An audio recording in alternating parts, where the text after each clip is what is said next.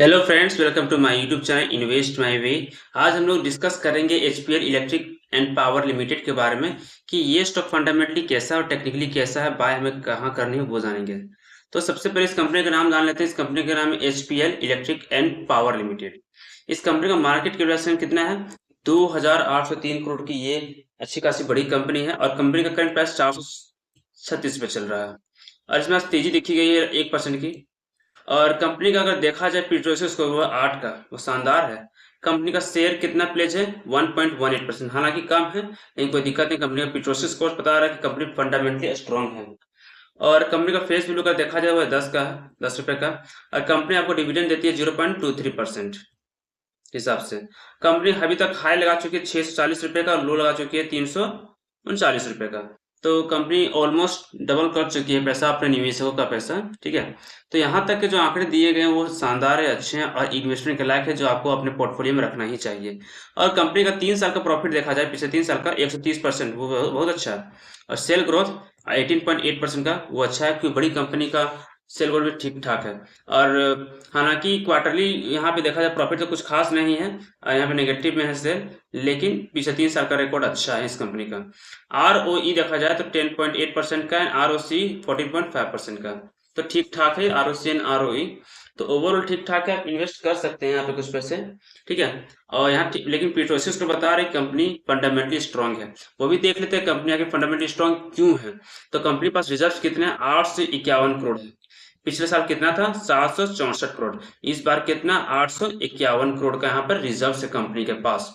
और कर्ज कितना? 639 करोड़ का। ठीक है, हालांकि रिजर्व ज्यादा है और कंपनी कर्ज कम है, इससे कंपनी का कुछ टेंशन लेने की कोई बात है ही नहीं, क्योंकि इस कंपनी के पास सबसे अच्छी क्या है? एसेट। कुल संपत्ति कंपनी के पास कितना है? 2095 करोड़ की यहाँ पे कुल संपत्ति है कंपनी के पास। इसे कभी भी कंपनी अपने कर्ज को चुका सकती है, कंपनी के लिए कोई बड़ी चीज है ही नहीं यहाँ पर। और कंपनी के प्रॉफिट एंड लॉस की बात करें यहाँ पर, तो कंपनी का सेल देख सकते हैं कि पिछले 3 बार से बढ़ा है। मार्च 2022 में अगर देखा जाए तो 1014 करोड़, उसके अगले साल 1262 करोड़, उसके अगले साल 1461 करोड़, फिर उसके अगले साल 1700 करोड़। तो हर साल कंपनी का सेल बढ़ा है। और मार्च 2024 में अगर देखा जाए प्रॉफिट तो 8 करोड़, फिर 30 करोड़, फिर 44 करोड़, फिर 94 करोड़। तो हर साल कंपनी का प्रॉफिट बढ़ा और कंपनी प्रॉफिट के साथ कंपनी का सेल भी बढ़ा है। तो यहाँ से पता चलता है कंपनी एक फंडामेंटली स्ट्रांग है और इन्वेस्टमेंट में के लायक है, जो आप इसे इन्वेस्ट कर सकते हैं फॉर लॉन्गर टाइम के लिए, और आपको अच्छा खासा रिटर्न बना के दे भी सकता है। इसलिए आप इसे अपने पोर्टफोलियो में जगह जरूर दें, आज न कल आपको अच्छा खासा बेनिफिट देगा ही देगा। और कंपनी का देखा जाए यहाँ पे इन्वेस्टर्स में प्रमोटर्स पास हिस्सेदारी कितना? 72.66% की हिस्सेदारी है। एफआई के पास 0.34% की हिस्सेदारी है, एनडीआई के पास 0.19% की हिस्सेदारी है। ठीक है, तो इन सभी के पास हिस्सेदारी है।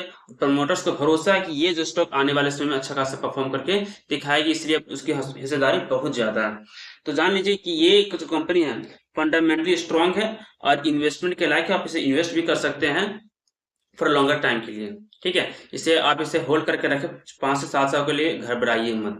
ठीक है, अब लोग जानते हैं कंपनी टेक्निकली हमें बाय कहाँ करनी, टेक्निकली कैसा? कंपनी टेक्निकली बहुत ही अच्छा गिरा है, तो हमें वेट करना है कि वहां से जब रिकवरी करने आएगा कंपनी, तो हमें वहां पे खरीदारी करनी है। तो देख सकते हैं 435 रुपए में ये कंपनी ट्रेड तो कर रही है, लेकिन जरा कंपनी का देखा जाए तो यहीं पे कंपनी का मार्केट फंसा हुआ है और यहीं पे आके रुक गया अभी। ठीक है, इसी जोन में बार बार कंपनी आके सपोर्ट लेता है। देख लेते हैं कि कंपनी यहाँ से सपोर्ट लिया है या नहीं लिया है, वो भी देख लेते हैं। तो कंपनी यहाँ से पहले सपोर्ट ले चुका है, देख लीजिए यहाँ पर। तो कंपनी यहाँ से सपोर्ट लिया है और ऊपर भी गया है। ठीक है, एक और सपोर्ट कहाँ लिया वो भी देख लेते हैं। देख सकते हैं आप यहाँ पे, ये दूसरा सपोर्ट हुआ और ये तीसरा सपोर्ट हुआ। ठीक है, हालांकि सपोर्ट सक्सेसफुल नहीं हुआ लेकिन हुआ। चौथा सपोर्ट हुआ।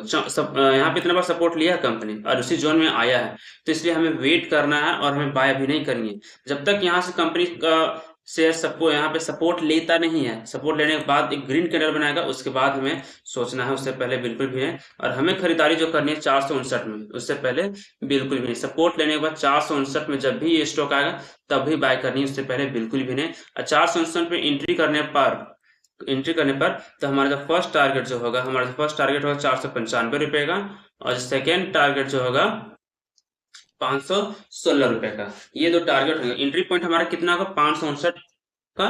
और फर्स्ट टारगेट जो होगा 495 का, सेकेंड टारगेट जो होगा ₹516 का, ये जो टारगेट होगा। लेकिन जब हमें यहाँ से सपोर्ट लगा तभी हमें बाय करनी है, उससे पहले बिल्कुल भी बाय ना करें। ठीक है, अगर आपके पास है तो आप इसे होल्ड करके रखें।